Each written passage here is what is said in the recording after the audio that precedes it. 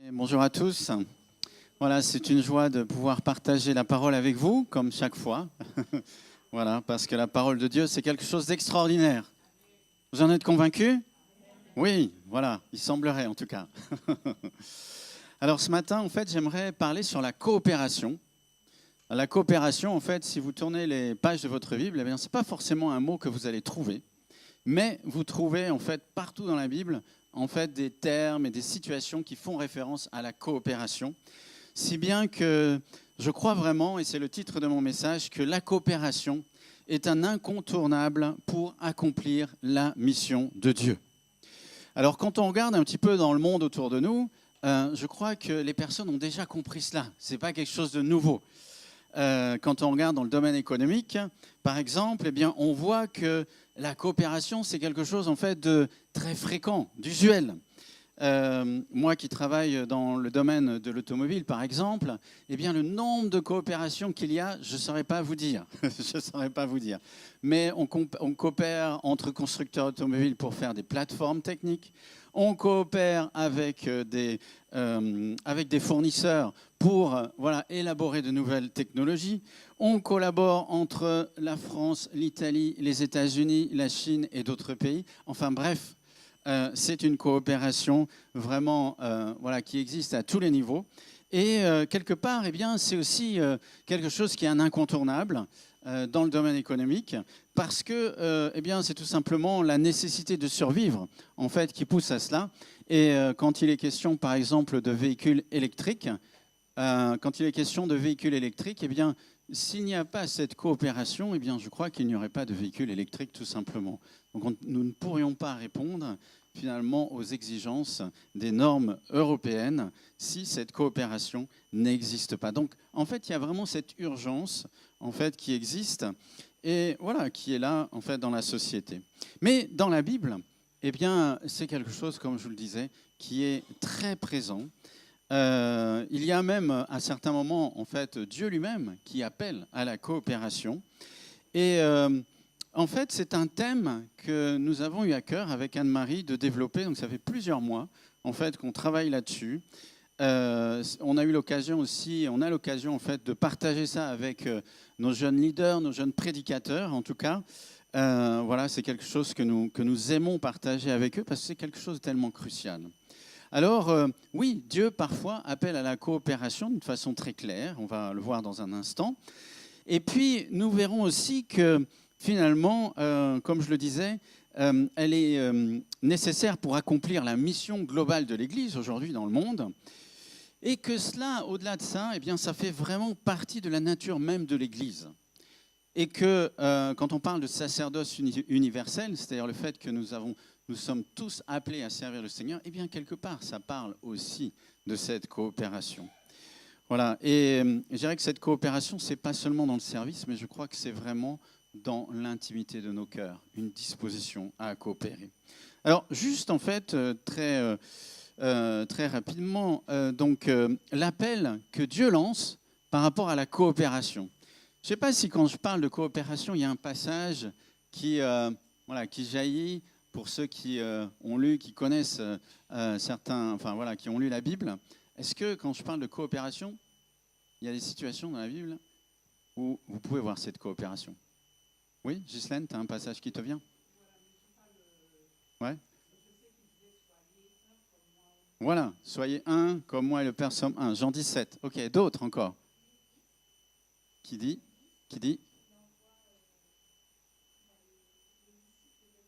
Voilà, donc la coopération de disciple à disciple, en fait, quand il les envoie, quand Jésus les envoie, donc en Luc 10, ouais, d'autres encore? Dieu en 3 personnes, la coopération, le Père, le Fils et le Saint-Esprit, tout à fait. D'autres encore?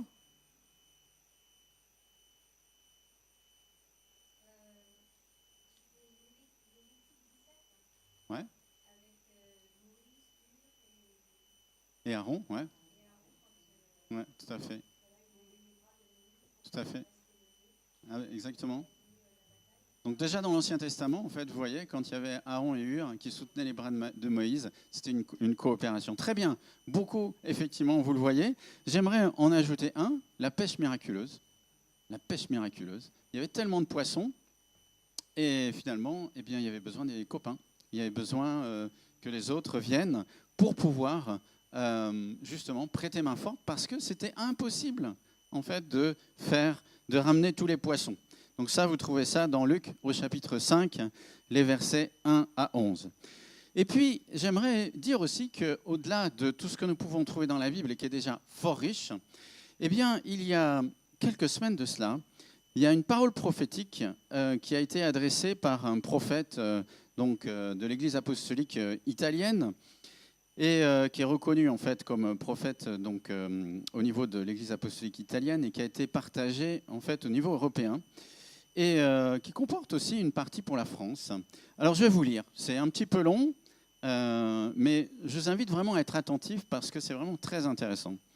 Mes enfants, je rassemble ce qui a été semé en silence et arrosé par les larmes de nombreuses générations.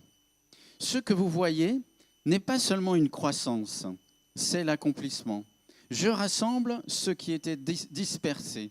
J'harmonise les cœurs, les visions et les vocations, car le temps du travail individuel cède la place au temps de la synergie de mon esprit. Ce ne sera pas la force d'un seul, mais l'unité de plusieurs qui soutiendra le poids de la moisson. Une petite référence finalement à Luc chapitre 5, voilà, la pêche miraculeuse. Je continue ma lecture. N'ayez pas peur de l'ampleur de la récolte. Si les filets semblent tendus et les bateaux commencent à tanguer, c'est parce que vous n'êtes pas appelés à porter cela seuls. J'enseigne à mon peuple à s'appeler les uns les autres, à se faire confiance et à collaborer. En cette période, l'humilité ouvrira des portes que le talent seul ne peut ouvrir. Le respect mutuel dénouera les anciens liens. Et là où règne la compétition, je ferai naître la collaboration. Et aux nations d'Europe, je dis, j'agis de nouveau parmi vos racines ancestrales. Là où le feu semblait s'être éteint, je ferai renaître la vie.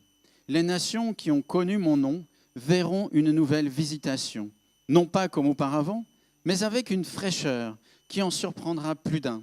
Je briserai les barrières entre les peuples, les langues et les cultures. Je relierai l'Orient et l'Occident, le Nord et le Sud. Je susciterai des collaborations qui transcendent les frontières historiques, et ce qui était divisé œuvrera ensemble pour un but plus grand. Et au cœur de ce mouvement, je vois que l'Église apostolique en France entrera dans une période de renforcement. Je consoliderai les fondements, je renforcerai les relations et j'établirai des structures capables de soutenir ce qui est sur le point de croître. Il ne s'agira pas seulement d'expansion, mais aussi d'approfondissement. Non seulement la visibilité, mais aussi la stabilité. Ce qui était vulnérable sera fortifié et ce qui était fragmenté sera réuni et unifié. Et d'Europe, je parlerai aux nations de la terre, car la moisson est mondiale. Je suscite une génération qui ne pensera pas seulement en termes locaux, mais qui aura à cœur le bien de toutes les nations. Ce qui commence en ce lieu se répandra partout. Levez les yeux, le champ est prêt. Ouvrez votre cœur, il y a de la place pour les autres. Renforcez les liens, la moisson exige l'unité. Je suis au milieu de vous et je guiderai chacun de vos pas. Et ensemble, vous verrez bien plus que vous ne l'avez jamais imaginé. Amen. Quelle belle parole. C'est extraordinaire de voir les plans du Seigneur et la manière en fait dont les choses sont partagées. Quand on parle de coopération, en fait, j'aimerais dire aussi que déjà aujourd'hui en France, on voit des fruits visibles de cette coopération. Et je ne vais pas remonter dans la nuit des temps, mais je veux simplement signaler qu'en 2010, donc il y a 16 ans de cela, il y a eu un événement marquant qui a été vraiment une pierre pour la coopération entre les églises, la coopération de l'œuvre, au sein de l'œuvre pour la France. C'est la fondation du CNEF. Le CNEF, en fait, qui donne aujourd'hui une réalité, donc le Conseil national des évangéliques de France, qui donne une réalité de la coopération beaucoup plus marquée, en fait, qu'auparavant, pour ceux qui ont quelques années, je dirais, de conversion, vous voyez bien ce que je veux dire. C'est qu'auparavant, c'était plus compliqué, en fait, la coopération entre églises. Et par exemple, si on regarde l'Union des Églises apostoliques de France, eh bien, c'est l'union, en fait, aujourd'hui, où le ratio entre implantation et église existante est le plus fort parmi toutes les unions en France.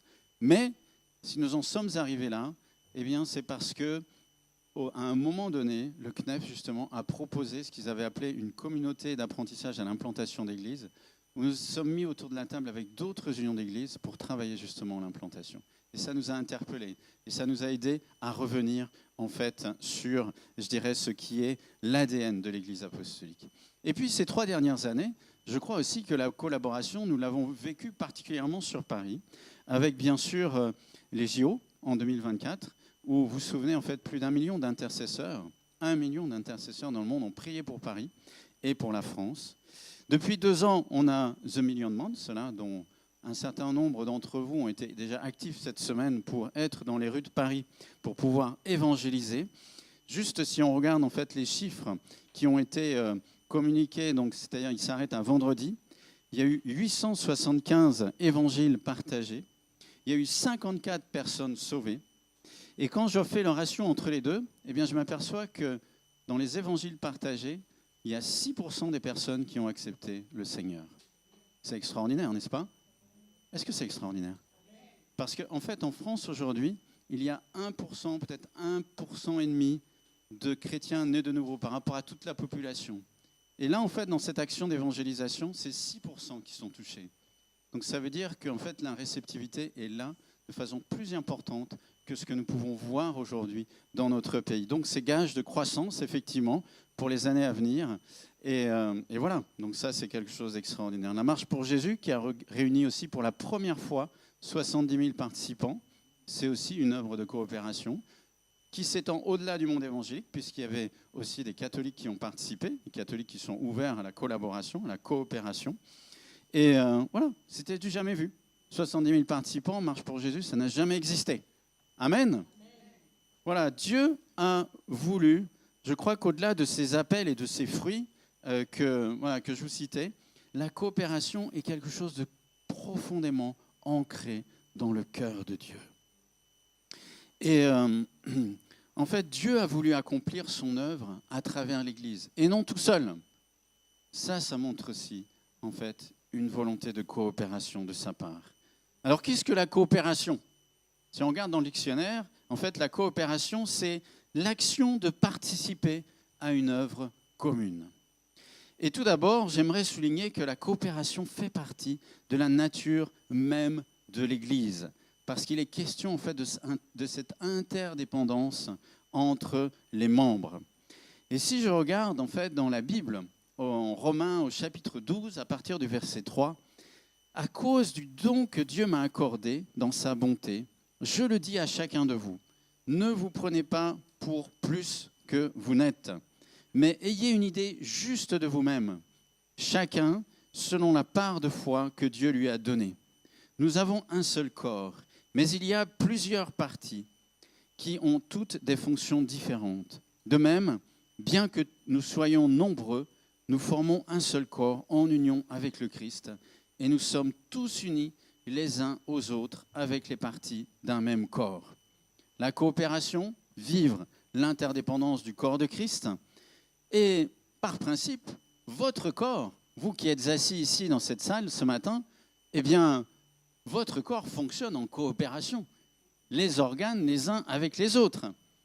Si votre pied dit « moi je veux aller par là » et que votre pied droit et que votre pied gauche dit la chose contraire, la coopération n'existe pas vraiment et vous allez être en difficulté. Il faut coopérer, en fait, véritablement. Tous les membres du corps sont justement dans cette coopération pour nous faire avancer dans la vie, pour nous faire concrétiser des projets, pour aller de l'avant. Il y a besoin de la coopération de l'ensemble de nos membres. Et bien évidemment, cela parle, je dirais, de la réalité de l'Église, puisque le corps, c'est justement, comme nous l'avons lu dans Romains au chapitre 12, une des paraboles de l'Église. Donc si nous comprenons bien en fait le fonctionnement de notre corps, ça montre bien évidemment l'importance de cette coopération entre les membres du corps de Christ que nous sommes ici réunis. Le corps, je dirais en général, ça peut être notre corps physique, il est robuste, mais en même temps, nous savons qu'il est altérable, il est fragile aussi parfois. Il y a besoin, par exemple, d'avoir une nourriture équilibrée. Il y a besoin, par exemple, de ne pas rester statique, mais d'avoir de l'exercice, de bouger. Le rire aussi, c'est quelque chose qui est très bon pour le corps. N'est-ce pas? L'Église de Jésus-Christ, eh bien aussi, elle est robuste. Parce que c'est Jésus qui en est la tête. Mais aussi, elle peut être fragile parfois. Il faut en prendre soin. Elle a besoin d'une nourriture équilibrée, oui, la parole de Dieu. La doctrine, en fait, qui est prêchée, finalement, chaque dimanche. Il y a possibilité aussi de s'ancrer davantage à travers des études comme l'IBAN, comme INSTE. Le fait d'être en relation les uns avec les autres, le fait d'être en relation avec Dieu, la communion avec Dieu, le fait de grandir en fait dans la communion fraternelle les uns avec les autres. Et on voit après le culte, en fait, il y a souvent une joyeuse ambiance ici, mais aussi avant, quand on s'accueille les uns les autres, eh bien, ça fait partie en fait de la communion fraternelle.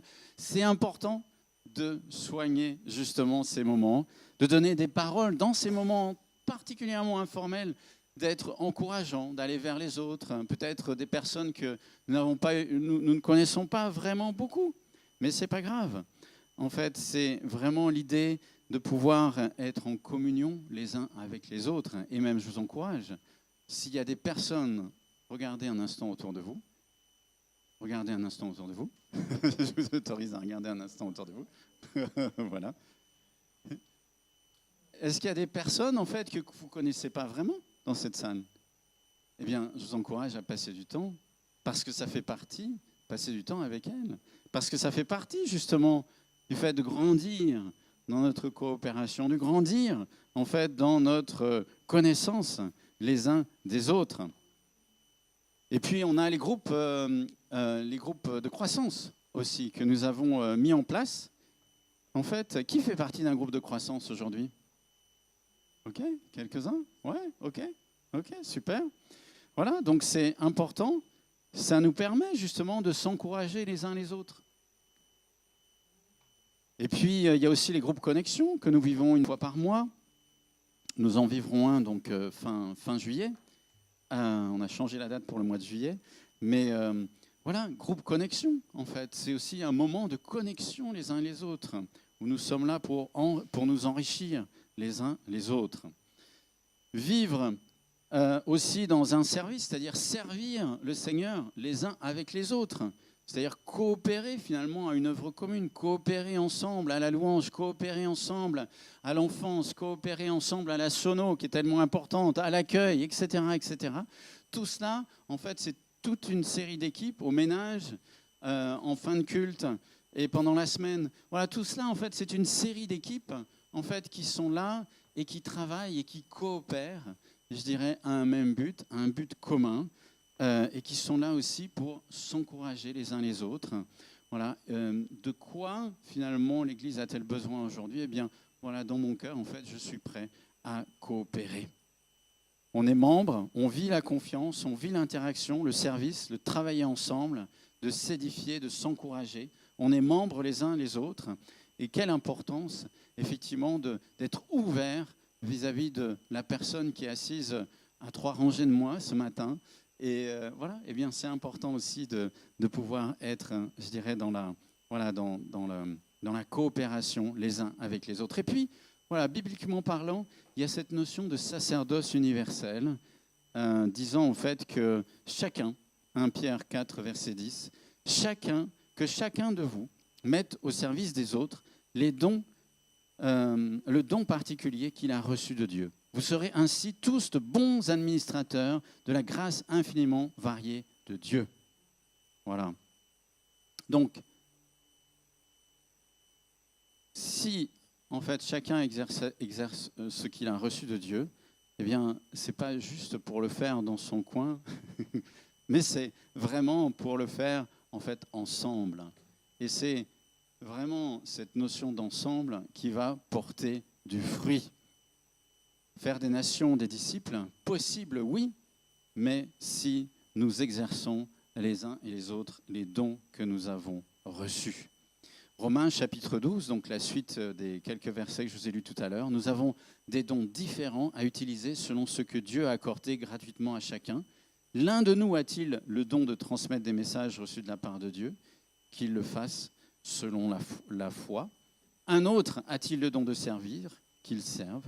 Quelqu'un a-t-il le don d'enseigner? Qu'il enseigne. Quelqu'un a-t-il le don d'encourager les autres? Qu'il les encourage. Que celui qui donne ses biens le fasse avec une entière générosité, que celui qui dirige le fasse avec soin, que celui qui aide les malheureux le fasse avec joie. On voit que tout cela, en fait, ce n'est pas un service qui est important, mais c'est l'ensemble, en fait, de tous ces services-là qui finalement sont importants. La coopération, c'est au-delà du service. La coopération s'incarne aussi dans l'amour. Et du coup, on pense bien sûr à 1 Corinthiens 13, où même si j'étais en capacité de parler les langues des anges et des hommes, si je n'ai pas l'amour, cela ne sert à rien. Donc c'est vraiment en fait cet ancrage de la coopération dans l'amour aussi qui est extrêmement importante. C'est une attitude de cœur, en fait, d'être ouvert envers l'autre et de vouloir véritablement coopérer à l'œuvre commune dans laquelle nous sommes engagés. Et si on continue, en fait, Romains chapitre 12, ce chapitre est extraordinaire parce que finalement, il décline en fait toutes les composantes de la coopération. Que l'amour soit sincère, détestez le mal, attachez-vous au bien. Verset 10, comme les membres d'une même famille, aimez-vous d'une affection profonde. Mettez un point d'honneur à vous respecter les uns les autres. Quand on regarde en fait vraiment les termes qui sont dans ces versets, c'est très fort. Aimez-vous d'une affection profonde. Est-ce que j'aime une affection profonde des personnes autour de moi, ici dans cette église par exemple? Est-ce que je mets un point d'honneur à respecter chaque personne autour de moi ce matin? Extraordinaire. Ayez un esprit plein d'ardeur. Ici et maintenant, soyez prêts à servir.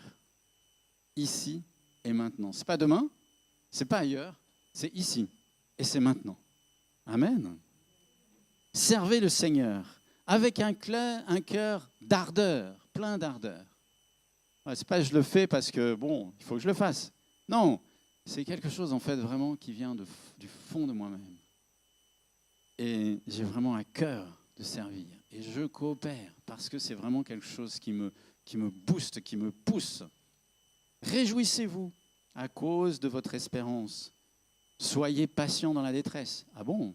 Mais oui, il y a de la détresse parfois. Eh bien, voilà, soyons patients dans ces moments de détresse. Ne nous irritons pas, ne laissons pas en fait les choses aller, mais vraiment, persévérons. Venez en aide à vos frères et sœurs dans le besoin. Pratiquez sans cesse l'hospitalité. Et si on va un petit peu plus loin encore, il y a des contextes en fait de persécution. Eh bien, il est dit ici, demandez la bénédiction de Dieu pour ceux qui vous persécutent. Demandez-lui de les bénir et non de les maudire.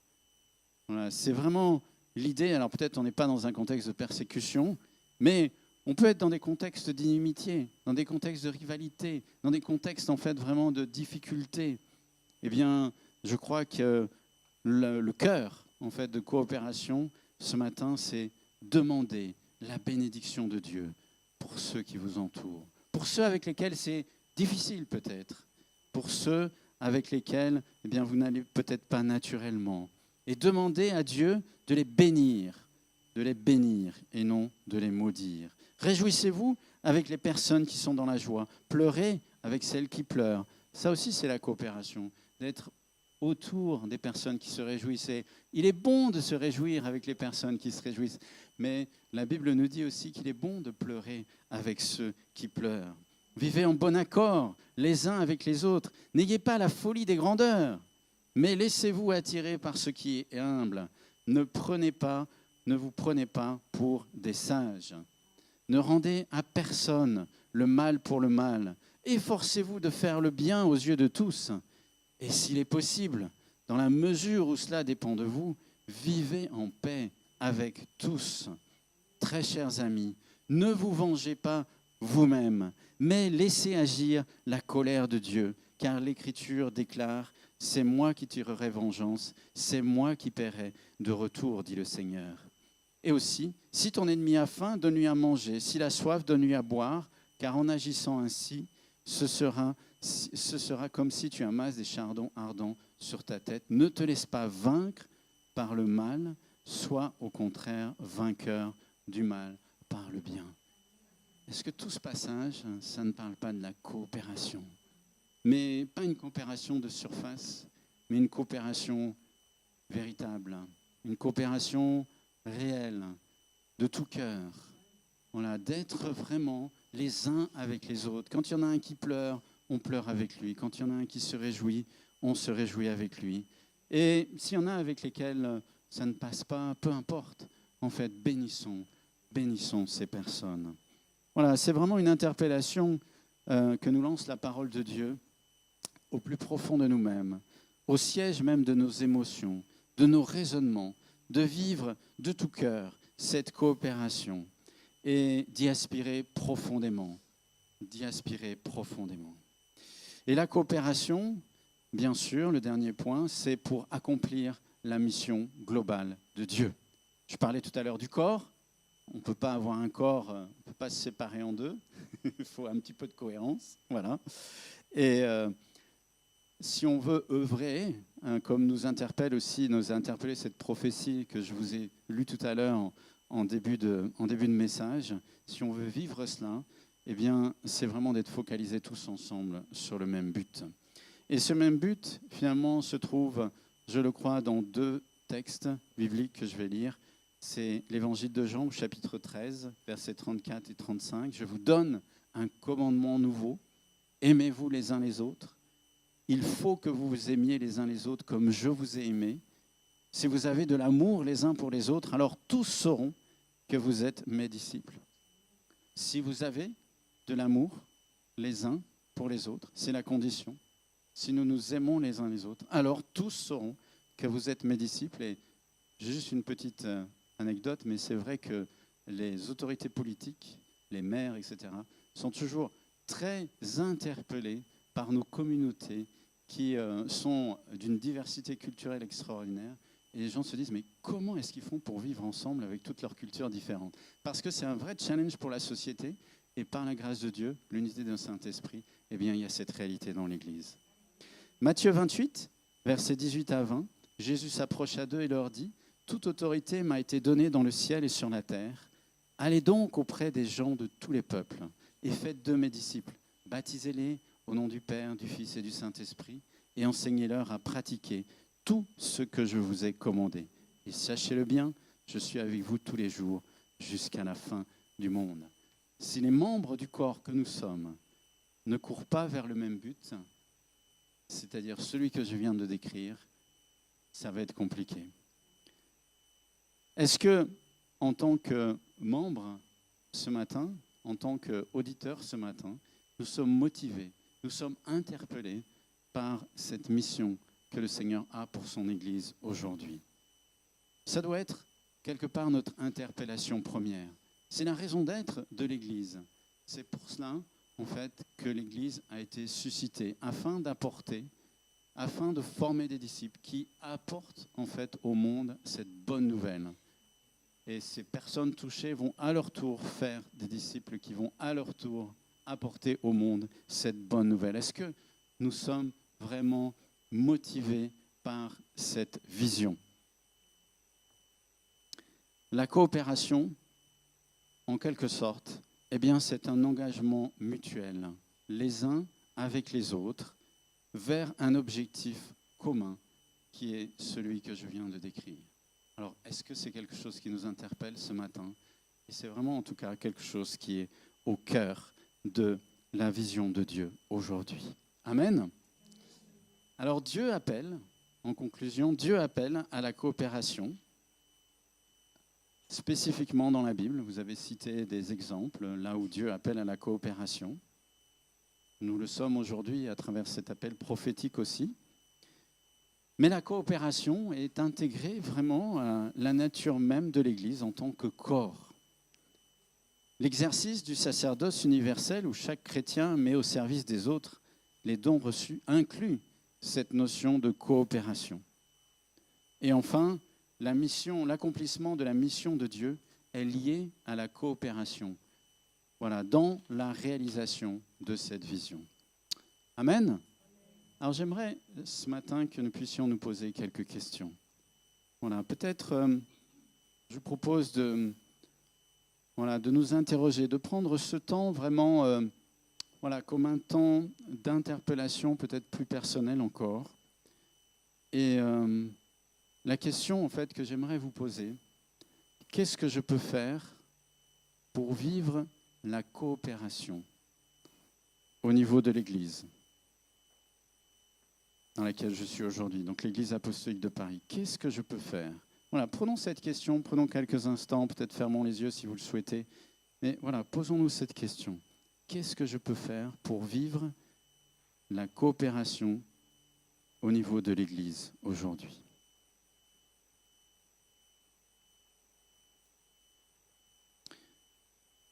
Et je vais poser un certain nombre de questions qui vont peut-être vous aider justement à répondre à cette première question. Est-ce que la mission globale du salut des âmes est ma priorité?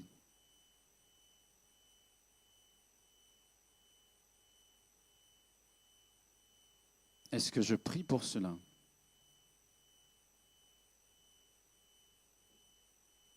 Est-ce que je m'engage pour cela?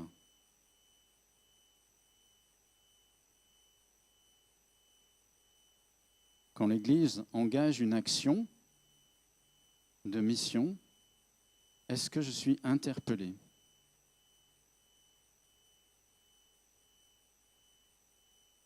Est-ce que je suis préoccupé par ceux qui ne connaissent pas Dieu?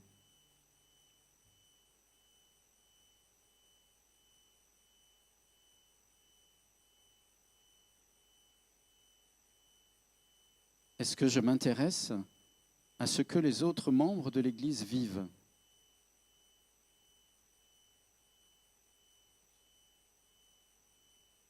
Est-ce que je passe du temps avec eux?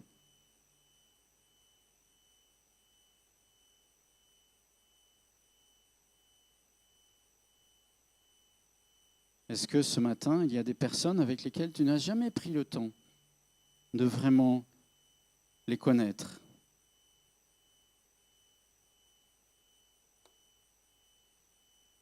Est-ce que tu te poses la question comment aider les responsables de service, les pasteurs?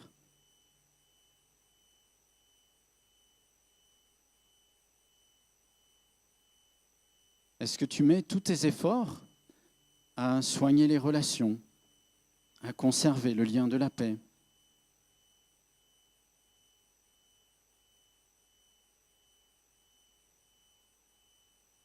À travers tes paroles, tes actions, tes attitudes, est-ce que les autres te décrivent comme un ouvrier de paix?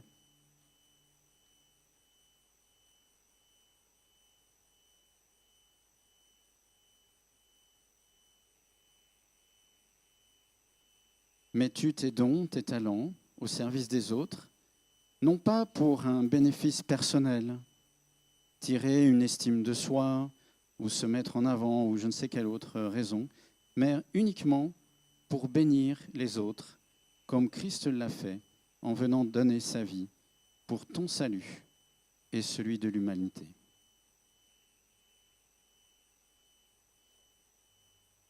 Amen. Seigneur, ce matin, eh bien, je veux prier pour chacun d'entre nous. Peut-être à travers telle ou telle question, eh bien, tu nous as interpellés. Et nous voulons te remettre ces différents domaines.